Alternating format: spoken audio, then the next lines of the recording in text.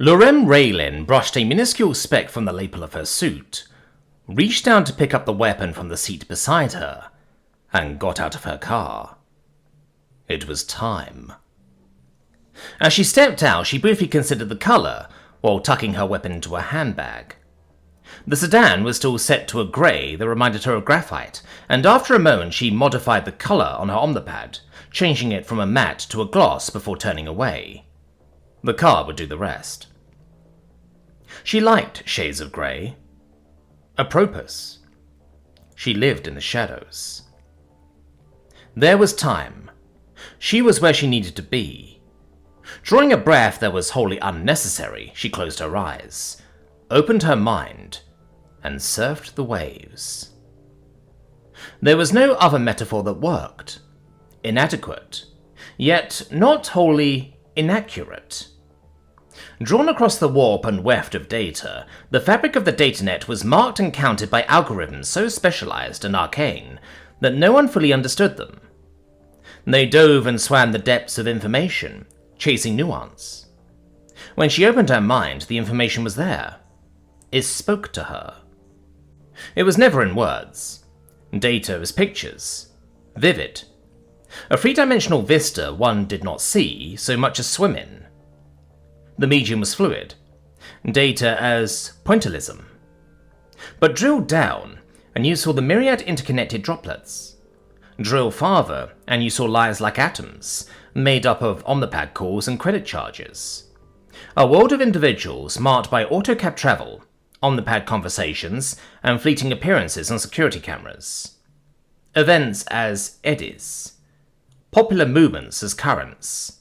History as tides. All tracked, marked, and offered to her mind. Look for a thing, and the exotic algorithms buried in the datanet would race out and fetch what she needed at a thought. Like a pack of hunting animals, they alerted her when alerts were triggered, tirelessly chasing data down endless paths of causality. Unexpected. Her hunters were not a solution to every problem. The continued failure to find Princess Satora's killer? Vexing. Every agent on Shill was focused on the matter, but the perpetrators had been exceptionally careful not to leave any digital leads. That also spoke to her in its fashion. Knowledge. Someone was avoiding her hunters, but they were there like phantoms. Backlit. Shill had a good many, and she needed to be certain. Noble women of the Assembly who knew something of her. Independent parties who suspected. All of them fell short of true understanding, yet some had the sense to hide their activities through careful euphemisms that avoided the triggered alerts and buried snares.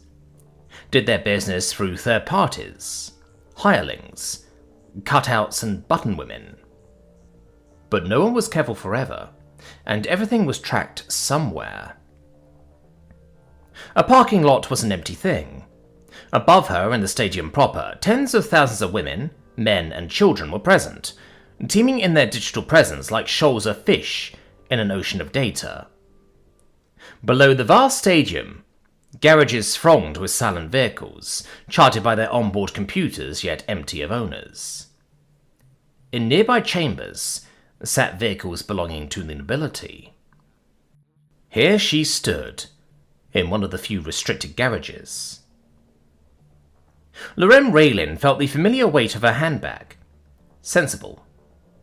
She found a comfortable place to wait, then cast her mind outwards, and swam.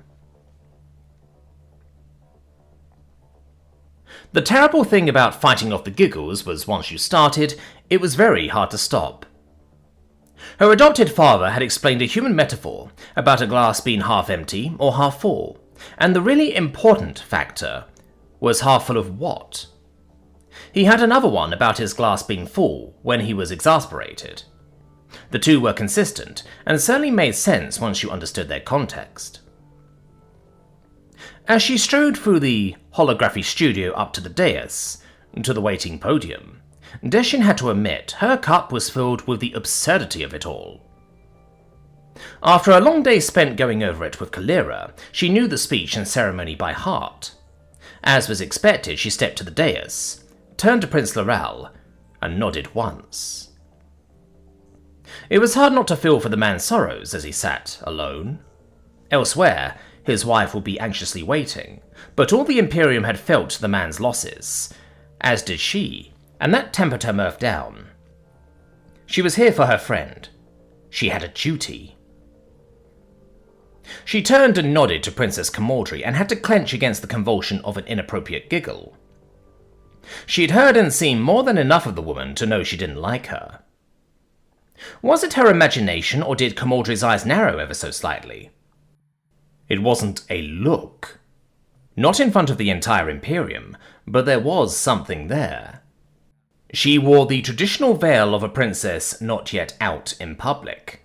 In the giddy absurdity of the moment, the knowledge she was stiffing the bitch made her convulse again. Behave, damn it! The whole moment in time spread out in front of her, like the vast audience holographically projected on the studio walls. The unreality. The absurdity that she was here, a girl from the wrong side of the bay, about to speak to an entire stadium as a princess. Goddess, after it was couriered out to the whole of the known galaxy. All while her friend lay helplessly in the fit of... well... And we will never speak of that again. Another giggle crested like a wave, and she desperately wanted to punch herself in the gut. She forced herself to stand as still as a rock, but didn't dare to speak. The crowd would have to wait. She had to get this right. I do not come to you as the heir. Calandri should be here with you now. It had been vitally important for Clara to say that, to begin by making no claim to the throne while simultaneously acknowledging her fallen sister. To tacitly position herself, yet without presumption.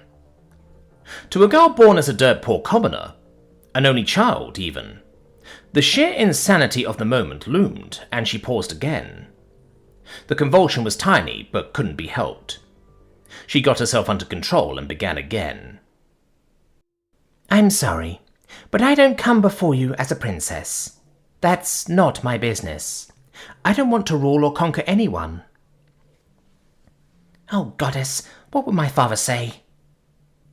She trembled again, but hid it away.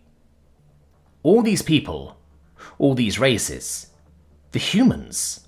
Her father was watching this. If they only knew her origins from the wrong side of society, they would dismiss her as a little tramp. But for the love of those who had taken her in, a father and mothers, friends, even the loving friendship of a princess. But that was the Imperium's goal, to lift everyone up. It so often fell short, but still, it tried. Clara would have tried, and for her sake, she had to get this right. She had a duty to her friend, and she would not fail. Deshin wiped away a tear, set the absurdity aside, and spoke. Daddy, why is she crying? Jaran Tredale looked at his eldest daughter as she clutched his hand. He and his 5 wives had saved up for tickets, after all. If Rovi was a sacred holiday, and to be there, actually seeing the Imperial family, that was something they could afford with planning. It was important for a girl at Trina's age to see these things. It was a rare treat, but it would be something she could remember as she grew up. She, her family, everyone in the arena, everyone on Shill, everyone was a part of the Imperium. It wasn't just being there, it was a sense of belonging. A belonging so interconnected. The shared soul that reached down to the hardest heart, all embodied in the person of the Empress. Or tonight, in her daughter. And thank the goddess we got tickets for tonight. Atrini was a good girl, but the hour-long spectacle from Princess Camaldry? She would never have sat still for it, nor was it the sort of thing any father wanted his daughter to see. The Evrovia addresses were given by the Empress, the 3 times a year that the people were there with her in a rite that went back through the centuries. But this year was different. The addresses were somber, solid. The Empress spoke directly to her people, and the words mattered. The person of the Empress was sacrosanct, and the address delivered her vision of the Imperium with a steady manner, meant to provide comfort and assurance. They were not delivered with passion, if you were generous enough to Camaldry to call it that. Indeed, it had been generations since one was given with a true depth of personal feeling. The famous Ties of the Ulnus address had been before he was born. But this? Why was she crying? How could any man's heart not go out to Kalira? If her brother had lost a wife, daughter, and sister, had Kalira not felt that loss as well? Yet there she stood, doing her duty to the Imperium. Surely every heart in the Imperium knew it too. She's crying because she's one of us, Atrini. Because tonight, she's all of us. The giggles were past. Deshin looked up, just the way Kalira had practiced, taking in the projected masses, and raised a hand as if reaching out to them all. I should like to help everyone, if possible. Everyone of every race. We all want to help one another. A rising tide raises us all, and we want to live by each other's happiness, not by each other's misery. We don't want to hate and despise one another. In the galaxy, there is room for everyone. The universe is rich and can provide for everyone. The way of life can be free and beautiful, but perils bar the way. I come to you as your daughter, to cherish the gifts handed down from our mothers and built on them for daughters and sons yet unborn, to not rest contented, to swim with you, unyielding, against every problem of the galaxy that would turn us from the way. We look to the Consortium, and we see the errors of greed, to the Alliance, gripped by the tides of anarchy, yet these are not foreign to us. Greed will ever poison women's souls, and violence will barricade our borders. Even now these things threaten us with misery and bloodshed, and we must stand against the waves of despair. Had it been a goad against the nobility? She'd asked Kalira during practice, and yes, it was in part, but more an injunction, a call to action. Was it a goad to Camaldry? Absolutely. While she didn't have proof, Kalira had no love for her sister. She was still charitable toward the woman, but it was a feeling Deshin did not share. If Camaldry had to sit there placidly while inside she stewed, good. How can we part these ties when our knowledge threatens to make us cynical? Our cleverness to make us hard and unkind. We must not think too much, yet feel too little. More than cleverness, we need kindness and compassion. Without these qualities, life will be violent, and our way will be lost. The starship has brought the galaxy together, and yet worlds still stand apart. We have just one galaxy, just one life, and yet each of us lives in these different worlds. The very nature of our invention cries out for the goodness in us, for the unity of us all. Even now, my voice will reach out by courier to countless billions throughout the galaxy. Billions of despairing women, men, and little children. Victims of systems that value wealth over compassion, or anarchy over a common good. And how true was that? Utterly. Even her father had spoken of the disasters of greed that threatened his world. A world war, and only the first, triggered by anarchists. A tsunami of destruction, and once loosed, the ripples had no say. To those who can hear me, I say, do not despair. The misery that is now upon us is but the passing of greed, the bitterness of those who fear the way of progress. The time of hatred will pass, and the power of one of us is the power of all of us. And so long as women die, that vision will never perish, and visions are laser-proof. That last bit wasn't in the original speech, but she and Kalira agreed it needed to be there. Besides, Viva Vendetta was a masterpiece. When the Queen disappeared, it was everyone's responsibility to stand up for what was right. Soldiers, don't become brutes. Don't give yourselves to these unnatural ideals. Don't give yourself to the paths of greed or hate. You are women. You have the love of all people in your hearts. You don't hate. Only the unloved hate. The unloved and the unnatural. Soldiers, fight for our better tomorrow. Fight for that vision. The light of Shill is within you. Not one woman, not a group of women, but in all of us. In you. Together we have the power to create happiness. The power to make this life free and beautiful. To make this life a wonderful adventure. And what exhortations those were. Standing here clad in marine black, now for a second time, Kalira's dress was making a declaration. Was she a marine like Kalandri or the Empress? No, but everyone understood that she'd been destined to marry for position. Now Kalandri was gone, and Kalira was casting her lot. It wasn't that she didn't admire the Navy, but the Marines were, even more so, seen as the arm of the people. Then, in the name of our Imperium, let us use that power. Let us all unite. Let us fight for a new galaxy. A galaxy that will give women a chance to work.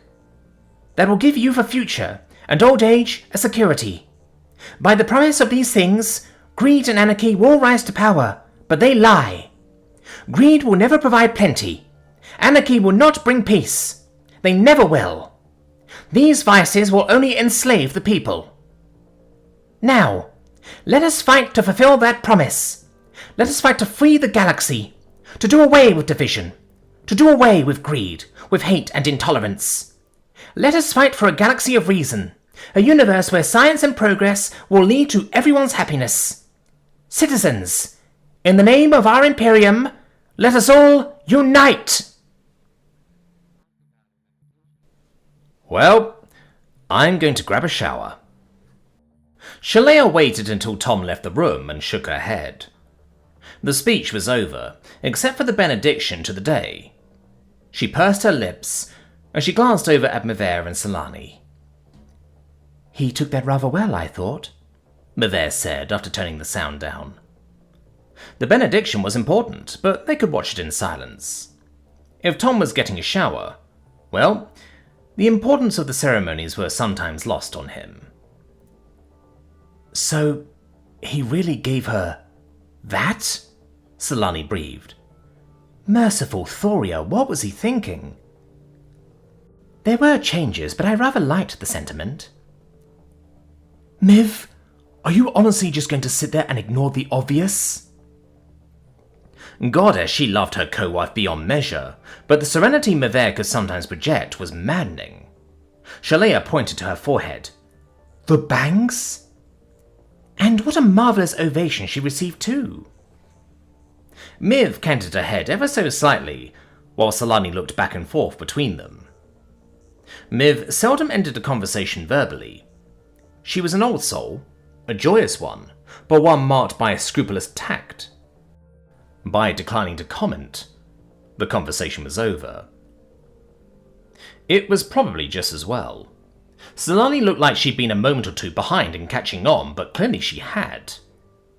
After nodding to herself once or twice, she fixed a neutral expression over her features and screwed it down tight. Well, fine. Like the contents in some of Tom's cookery, there were some things people were better off not knowing. The silence stretched on, as they watched the princess accept the benediction from the High Priestess of Shill.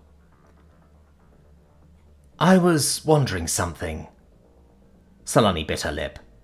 About Tom? Well, thank the goddess for that.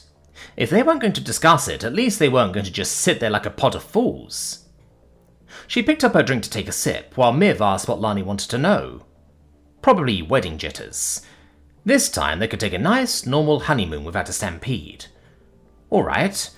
It had brought them Solani, who was wonderful, but a simple, quiet wedding and a trip away come summer?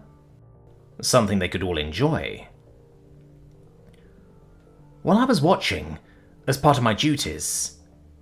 Solani squirmed again. Not much, but even though everyone understood, even Tom, she was still embarrassed.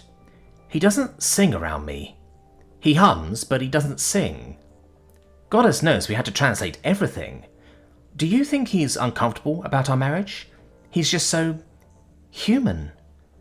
I can answer that one. Shalea spoke up. Tom and his music. It means a lot to him. Miv explained it to me before I met him, but it's always there in the background. Whatever's going on in his head, you can bet credits that it will pop out sooner or later. He just needs a while to mull it over. I just want him to be comfortable with me, Solani said firmly. That was more like it too. Any woman who could dead carry their husband while running from an angry mob had no business being diffident forever. They were going to be co-wives, for goddess's sake. Shalea had shared her reservations with Miv, and they had compared notes weeks and weeks ago. Solani Tonnis was a good, caring woman who would be just the balance they needed to look after Tom. Drepnan knew it was a job for free. He is, Lani. I know he has some adjustments getting to know me, but I expect that going to 3 wives has been easier on him than going to 2, she said, pausing to sip her blue grille again. Don't fret yourself about it. Leia's right. Miv gave their fiancé a reassuring smile. Tom isn't frivolous. He doesn't make up his mind lightly, so whatever it is, I'm sure it doesn't have a thing to do with our wedding.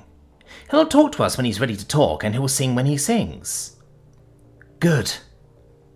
Solani huffed once and gave them both a smile. He has a wonderful voice. I have no idea what he's singing, but you can tell how he's feeling. Comordri Tassu, Duchess of Chevre and Princess of the Imperium, seethed. How? How could one not deserve distress? One had been so close, there on the edge of triumph. To see Kalira emerge upon the stage unfazed, give an address that pundits were already calling moving, and publicly snub one by departing without so much as a word?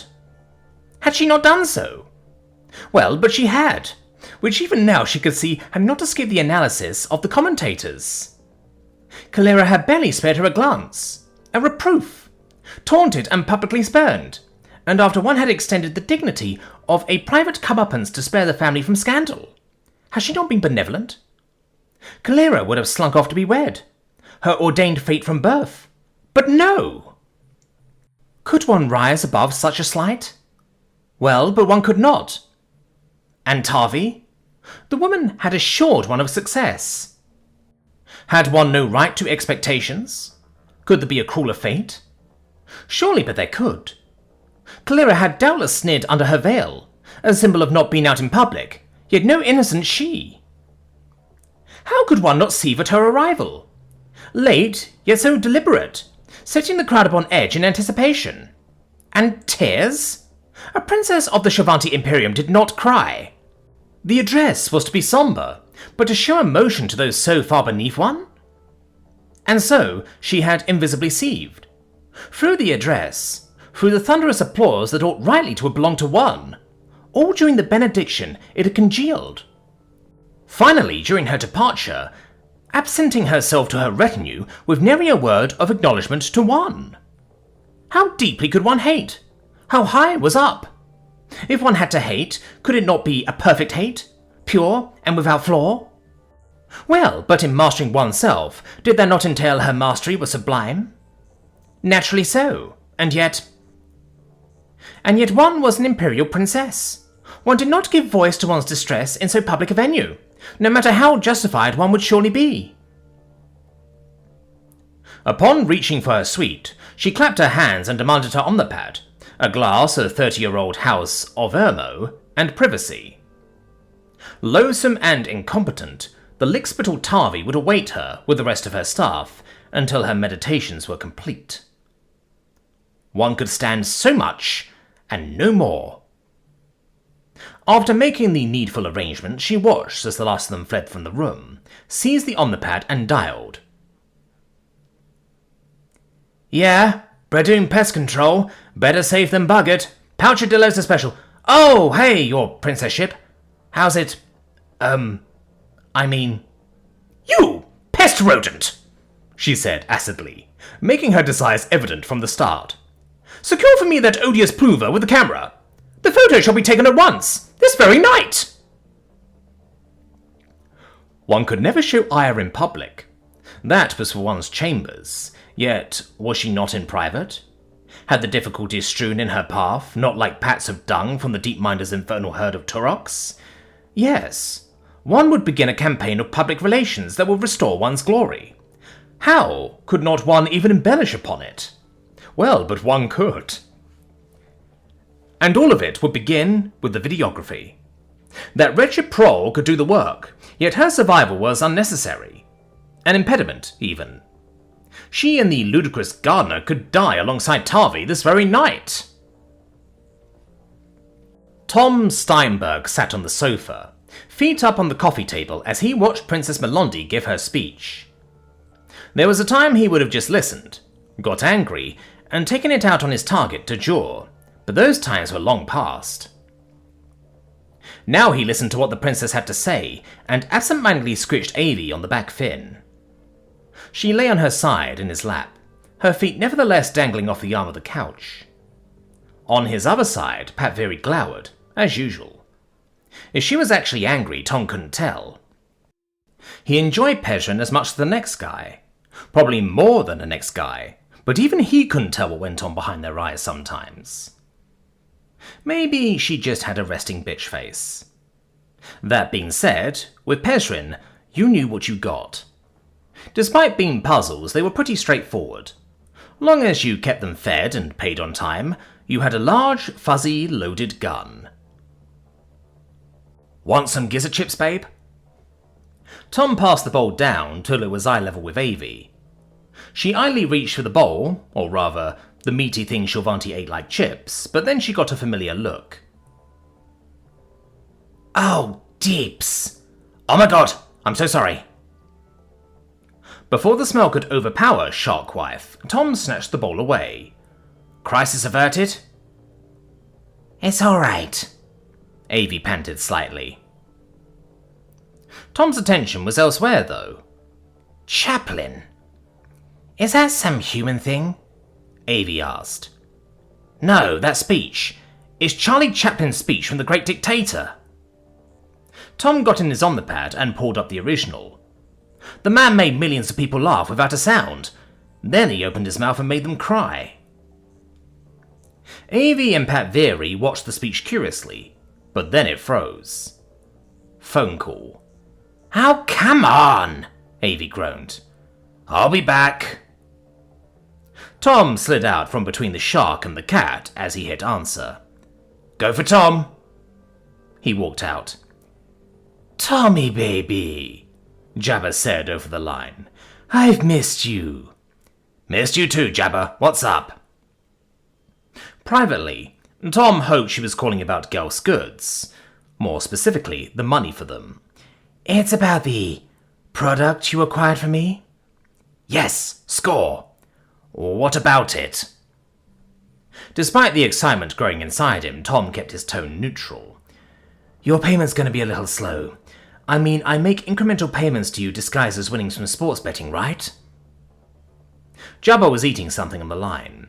Tom idly crunched a gizzard chip in response. You know I'm good for the whole role. It's just gotten kind of... I sense a but coming. Well, you know Lilu Bagosi? The celebrity animal doctor? Tom liked Jabba, all things considered, but she occasionally took forever to get to the point. When this happened, Tom liked to nudge her in the right direction. Yes, the celebrity animal doctor. She runs an underground doping clinic out of her clinic in Salantori. She rigs the games. I want you to show her the error of her ways. Wait. Tom had to wrap his head around this. Don't you also rig the games? Yes, but I rig them in my favor, which just so happens to be in your favor. Okay, I think I get it. Tom went to the bathroom and hopped up on the sink. He propped his feet up on the toilet. You want to show Lilu Bagosi what happens when she fucks with you by... Are we killing her or giving her a stern talking to? Well, I'm in the mood for violence and destruction, baby, Jabba purred. How about arson? Torch the clinic tonight. Works for me. Tom hung up and went back to the living room. Sunchaser absently rubbed a hall of fur on her cheek and glared at the monitor. Mariquette, Alesh, Harasov and Sarah were out in the field tonight. Someone had to keep tabs on Pathfinder, and whatever it was had pulled all of the kids out. Dark mother forbid they ever explain. They were their mother's daughters, and what a pain in the psyche that was. At least the band mothers had made their wishes clear. Mariquette and Harasov might not get along, though they worked together out in the field. Each had their adherents, but the other 7 mothers did not want the band's eldest kits involved in some fiasco. So, instead of making those two play well, they'd made it her problem. Naturally. Still, that was what a Pathfinder did, and now was time for plausible deniability. Outside help, and not the Murak Akhtan or Gali Esh bands. They operated here in the Shul system and were known quantities. No, it was time for outside operators. On no notice, that meant her options were limited. A claw ran down her contact list before coming to rest, and her mind flickered back to the one operation she'd had with them. They recovered the target without leaving any traces. Blowing up the entire space station was technically just an accident. There was no getting around it. She needed to call in the Saeb Koliksh. Dark mother. I'll have to watch Shaq eat with her mouth open again. Clips looked around her apartment and considered the right words. Lived in seemed best. Casual, maybe. Both unkempt and slovenly refer to a lack of neatness or tidiness, and the mound of dirty dishes around the kitchen, the garbage full of take-out boxes, and the clothes on the bedroom floor were indicative, but as a former journalist she knew they had slightly different connotations. Unkempt generally referred to a person or thing that was untidy or dishevelled due to neglect or lack of care. On the other hand, slovenly tends to imply a more intentional disregard for cleanliness or orderliness. She liked to think things were situational. When it came to caring for her beloved camera gear, words like meticulous came to mind. When she was out on the trail, chasing after a score, words like perseverance and dedicated came to the fore. She didn't have a wholesome lifestyle, but when it came down to paying the bill, she knew where her priorities were. If gossip and scandal fed the insatiable media beast by burning someone's life, then shit, she hadn't caused them to be there. There was a mean-spirited justice in knowing the snapshot of some starlet sneaking out with some gorgeous guy had just sunk her own career, or marriage, or whatever the fuck. Clips knew she would never score a guy like that, and if screwing the bitch over fed a malevolent joy inside, well, that was just one of the perks. After all, right now, here she was, a clean set of clothing set aside on purpose while she waited to hear from Dukdra. There'd be no money shots tonight. No one out for a party. And anyway, the cult sucked. The after-address commentary was on Network 19, and it was a rare time to slouch around at home. Network 19 was already calling the speech a battle cry for the common woman. By an hour from now, every station in 19's media group will be echoing the same lines. Watching 19 wasn't for the news, though. Anyone with sense knew that while 19 adhered to regulations, it was largely a gossip fountain. If the talking heads went after someone, they'd be on her list tomorrow. Actually, it had been a fucking good address, but once the commentary wrapped, they dropped into Today Examined. Along with Entertainment Weekly, the shows were her most wanted list and buyer's guide all rolled into one. Vid some rich bitch shanking off a twink behind her boyfriend's back? That was gold, but value dropped by the day. Not mentioned in a whole month? The picture wasn't worth crap. She was sprawled on the couch, examining the earwax she scraped with her fingernail, when her Omnipad rang. Alrada furrowed his brow at the queue of messages on his desk Omni. Could it all be an elaborate hoax? The princess, who sat in silent attendance during the dawn address, had not had bangs, but neither had she spoken.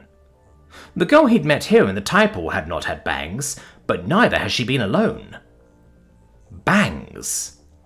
Kalira did not have bangs. Her friend, though, the one that reports called Inseparable, the one with a nearly identical face, she most certainly did. He'd sat there and spoken with them. At the time, he'd been certain of who he was speaking with, but now? The Tide Pool was one of the galaxy's top intelligence operations.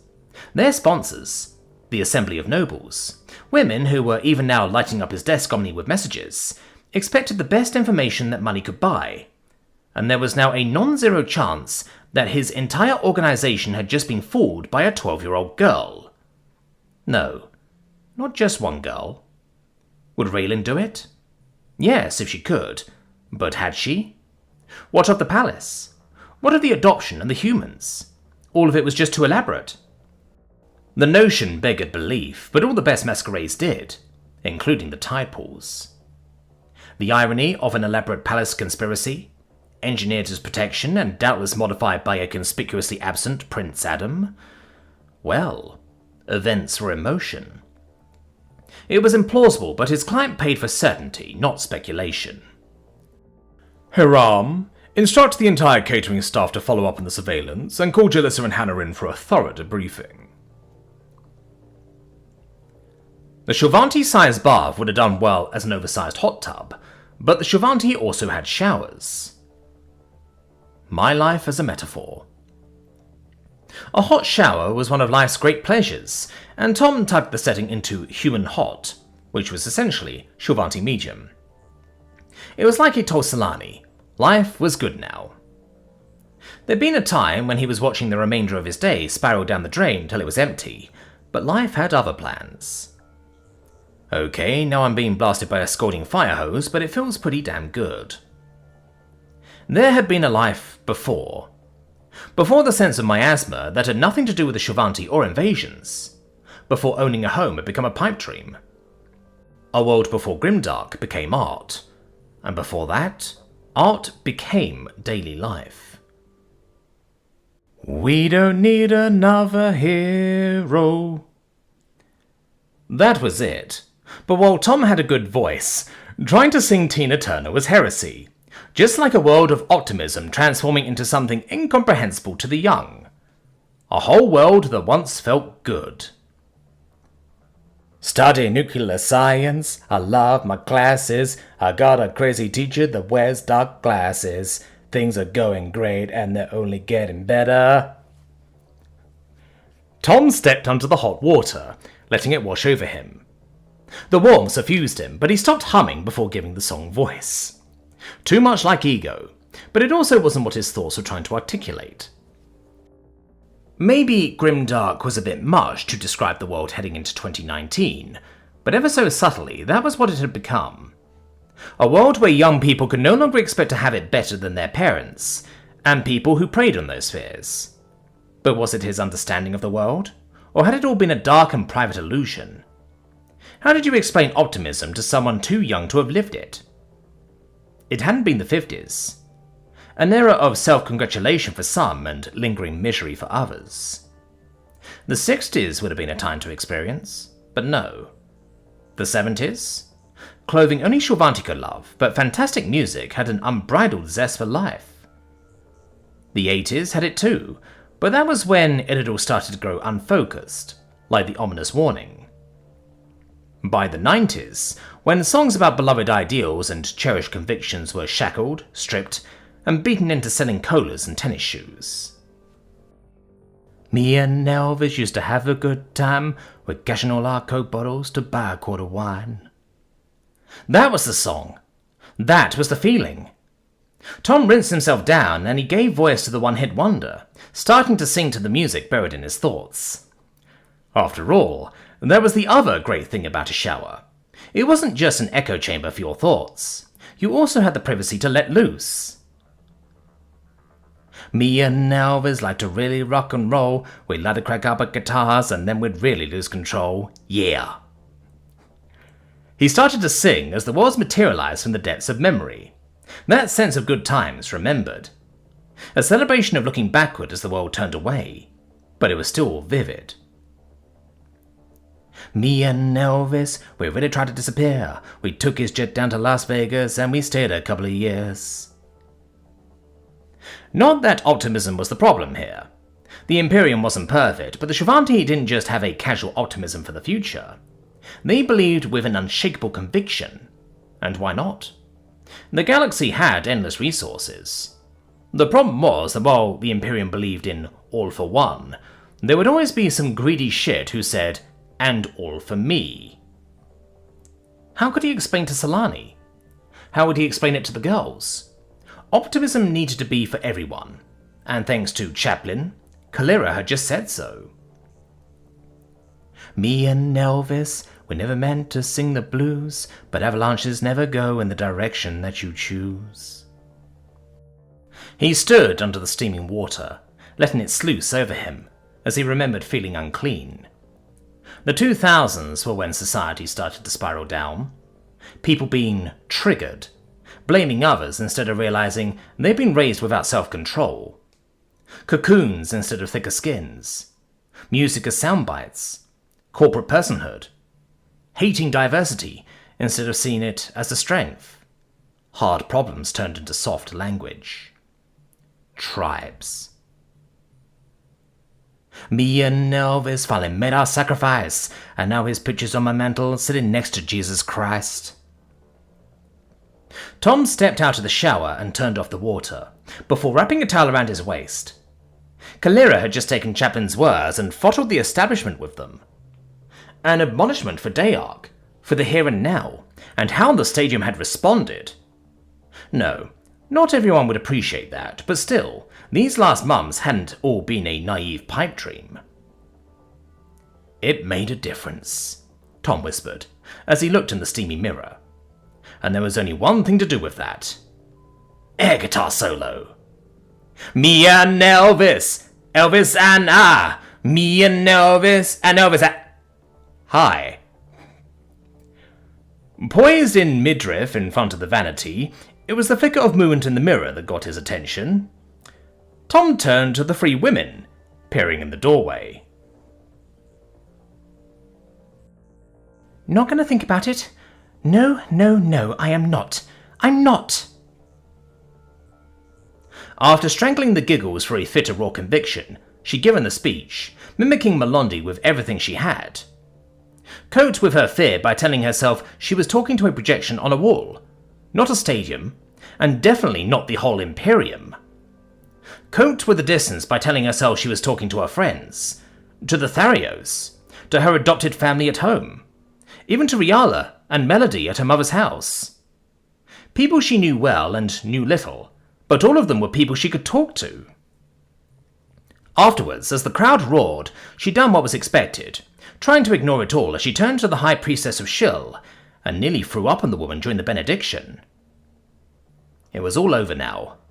Nothing more to be done as he rounded the corner toward the secure lot, and as the doors loomed ahead, she yanked off the veil. Once they got home, the death's heads could free Kalira from that roll of carpet. Hopefully the muffled death threats would be over by then. At least I can finally get out of this dress. It's all good now. Except for the woman standing between the door and their van, holding a gun. The Rem noted expressions as they approached and felt the weight of the weapon in her hand. Sensible. There remained a non-zero chance there was still Pezrin in the building. Calm acceptance from Agent Davari. Uncertainty and a trace of fear from the girl she had not met. Apprehension from Desala Serhat. Exemplary. Healthy paranoia is a perfect beginning. As she looked upon the face of her princess, it seemed life was still capable of delivering surprises. Miss Pelavan, I believe. Your bangs grew back. Forgive my interruption to your evening, but it appears to be timely, she said. You're developing a predilection for impersonation. Since I believe you have our princess's best interests at heart, for the moment I shall presume there is both good reason, and that the figure in that roll of carpet is Her Highness. It did not prevent her from pointing a rather sinister pistol squarely at Agent Davari, and the three death's heads holding a struggling roll of carpet. The holdout in her hand offered a distressingly limited number of charges, but each offered more than adequate power to handle the figures in armor. Doubtless someone would have to paint over the wall. Good evening, Agent Avari. You understand the precaution, I'm sure. I do, she replied, without enthusiasm. Her Highness was drugged before the address. Miss Pellivon stepped in of her own volition. Then let us say she acted as an independent agent. Intriguing, she said, tucking away the pistol as if it had never been there. The weapon would see use tonight, but not here. Not now. At the moment, I believe you may be at active risk of harm. Even as we speak, an ever-widening ripple of frantic calls are being made. It is time for you to be elsewhere. I must ask you to retain the guise of Her Majesty until she is recovered and you return to the security of the Academy. Messages are being sent, and a great many suspect individuals are in motion. You need not... One of her hunters tugged at her thoughts. Precipitous. Rash, even. Certainly ill-considered, but the last was hardly surprising. I believe it would be in your best interest to depart without further delay. Agent Avari, I shall expect your report in the morning.